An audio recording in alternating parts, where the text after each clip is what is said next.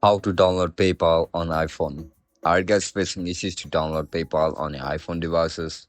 If that's so, then this video might help you out. Without further ado, let's get started.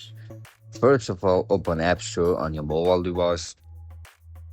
Once you open the App Store, now click on search bar and search for PayPal. Click on the second option where you can see this icon for PayPal.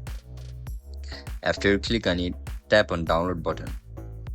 So as you guys can see, PayPal is installing on our device. It might take some time. It will vary according to your Wi-Fi speed. So as you guys can see, PayPal has been installed on our device. Just simply tap and open. Once you click and open, PayPal will start to launch on your mobile device.